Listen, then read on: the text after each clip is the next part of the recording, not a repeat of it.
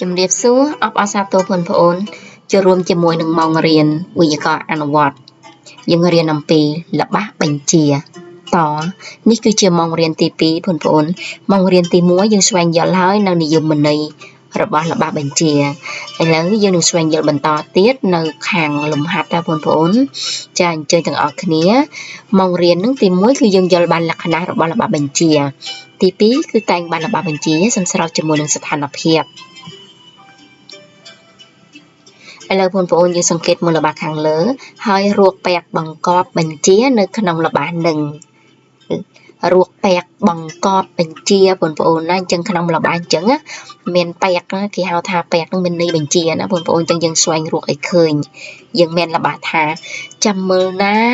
រាល់ល្ងាចឪពុកខ្ញុំតែងតែដាំដំណាំនៅក្នុងសួនអញ្ចឹងពាក្យដែលមានន័យបញ្ជាគឺពាក្យណាមានសញ្ញាការកបាត់ខាងលើបងប្អូនណាយើងសូត្រទេងវែងខ្ពស់ឡើងបន្តិចណាចាបន្តទៀតចូលប្អូនប្រុងប្រយ័ត្នស្ដាប់លោកគ្រូពន្យល់ចូលប្អូនប្រុងប្រយ័ត្នស្ដាប់លោកគ្រូពន្យល់អញ្ចឹងយើងមានពាក្យមួយបង្កប់នៃเป็นធ្វើសំណុំពោបងប្អូនគឺពាក្យចូលត្រូវហើយចូលអរគុណល្បះតទៀតសូមឲ្យបងទទួលបានជោគជ័យចា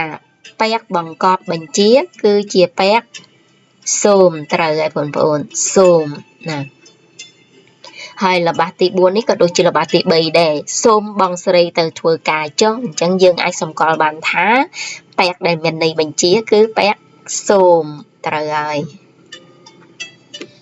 អញ្ចឹងបងប្អូនសង្កេតមើលល្បះខាងលើនេះកុំខ្ជិលពេកសននេះគឺឈ្មោះរបស់កុមារបងប្អូនណាអញ្ចឹងយើងពាក្យថាកុំខ្ជិលពេកពាក្យដែលបង្កប់បញ្ជាគឺពាក្យកុំត្រូវហើយកុំណាចាឥឡូវយើងធ្វើជាសកម្មភាពលំហាត់អនុវត្តណាបងប្អូនអញ្ចឹងចំពោះលំហាត់អនុវត្តនេះបងប្អូនយើងតែងល្បះបញ្ជាឲ្យសមស្របជាមួយនឹងស្ថានភាពខាងក្រោមបងប្អូនសង្កេតមើលស្ថានភាពណានេះគឺជាកុមារដែលបោះសម្រាមចុះនៅលើផ្លូវមែនទេអញ្ចឹងយើងតែងល្បះបញ្ជាមកឲ្យសមស្របបងប្អូនចាយើងសរសេរថាកុំបោះសម្រាមចោលលើផ្លូវសាធារណៈ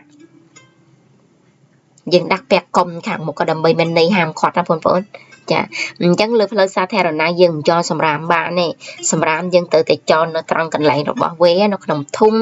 ឬក៏នៅក្នុងប្រដាប់ដាក់សម្រាមអ្វីមួយណាបងប្អូនណា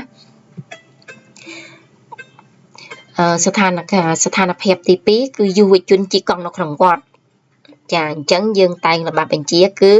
សូមកុំជិះកង់ក្នុងវត្តយើងដាក់ពាក្យសូមណាហើយថែមន័យហាមឃាត់នៅមុខទៀតគឺកុំសូមកុំជិះកង់ក្នុងវត្តចាហើយនេះគឺជាបញ្ហាដែលកើតឡើងនៅក្នុងម៉ោង 11:30 នាទីកណ្ដាលថ្ងៃត្រង់នៅគេដាក់ខារ៉ាអូខេដាក់ខ្លាំងបងប្អូនថ្លង់អ្នកដទៃទៀតអញ្ចឹងយើងតែងល្បះបញ្ជាឲ្យសមស្របទៅគឺថាសូមកុំបើកខារ៉ាអូខេខ្លាំងពេកក្នុងម៉ោងសម្រាកចាអញ្ចឹងយើងដាក់ពាក្យសូមយើងថែមន័យមួយទៀតគឺកុំសូមកុំបើកខារ៉ាអូខេខ្លាំងពេកក្នុងម៉ោងសម្រាកចាហើយនេះអ្នកគ្រូកំពុងតែបង្ហាត់បង្រៀនហើយមើលសិស្សនៅខាងក្រោមបងប្អូនជជែកគ្នាអត់ព្រមរៀនទេមួយជជែកគ្នានេះអញ្ចឹងយើងត្រូវតែមានន័យមួយដើម្បីហាមឃាត់ឲ្យបងប្អូនហើយអញ្ចឹងយើងថាម៉េចកុំជជែកគ្នាក្នុងម៉ោងរៀនណាកុំជជែកគ្នាក្នុងម៉ោងរៀនគឺត្រូវតែរៀនណាហើយកាលណាម៉ោងជិះរៀនរឿងជជែកគ្នាទៅបញ្ហា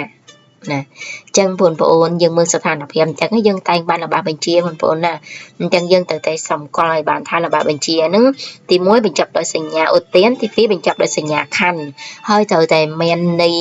មានពាក្យគេហៅថាពាក្យបង្កប់បញ្ជានៅខាងមុខឬក៏នៅកន្លែងណាមួយឲ្យសមស្របទេបងប្អូនណាទើបវាคล้ายទៅជាល្បះបញ្ជាចា